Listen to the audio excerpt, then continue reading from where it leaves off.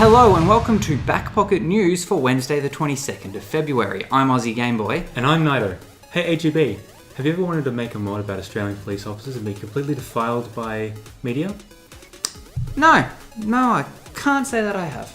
Neither did the designers of the GTA mod LSPD FR, a mod in which you play as an Australian police officer and go do police officery things. The mod was recently brought up by Channel 7 for displaying cop killing, which is funny because none of the media shown by the channel included any cop killing. Though its true clumsiness can be seen, who's to say that these things never happen?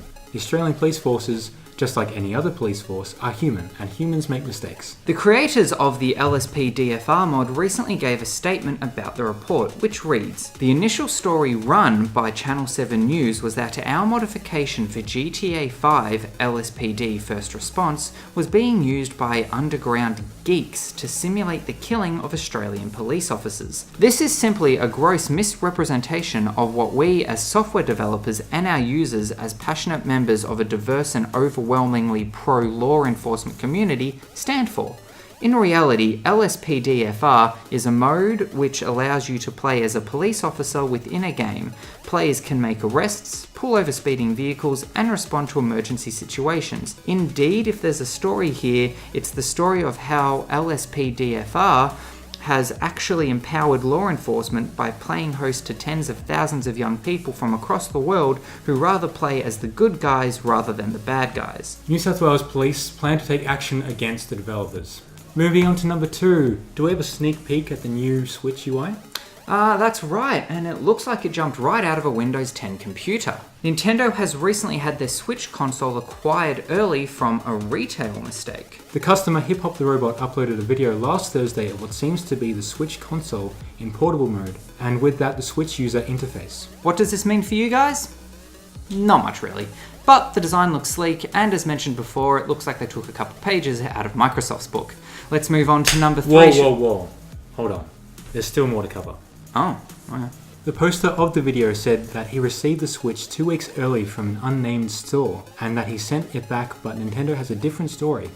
Nintendo exclaims that their console was stolen by employees of a US distributor. This doesn't mean that Hip Hop did it, but it doesn't mean that he didn't do it either. In a direct message to a Kotaku reporter, Hip Hop gave a statement making it clear that this particular system was stolen, saying that, "I understand why they want the Switch back, and it sounds like the Switch was appropriated in not the legalist of ways before I received it, so wanting it back is within their rights." Nintendo gave a statement to IGN saying that individuals involved in the illegal reselling of the system have been identified, terminated from their place of employment, and are under investigation by local law enforcement.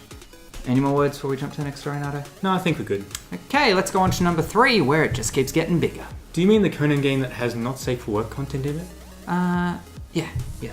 If you've recently played the new Conan game and you found that the bodies weren't that representative of your body, you can put your worries to rest as mods have finally come to Conan Exiles. Now, official modding tools have only just come to the game, so nothing elaborate has been made, but don't get your dicks in a twist because you can now get your Conan characters' dicks in a twist. Apart from dicks and boobs, you can also change the size of noses, ears, you name it, they got it. But I can tell you, you're only going to be using it for one thing.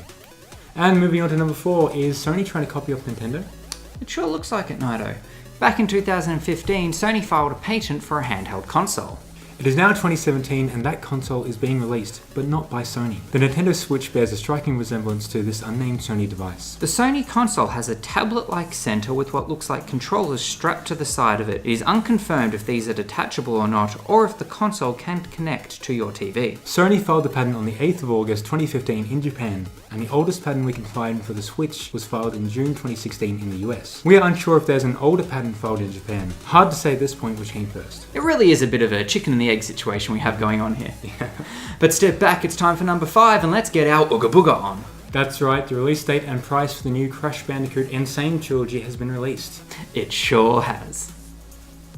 Oh, you probably want to know when and how much you'll be able to get it for. Well, don't you worry, you'll be able to get your sweaty palms on it on the 30th of June for 69 of your Australian dollaritos. Can't wait to do me some backwards scrolling.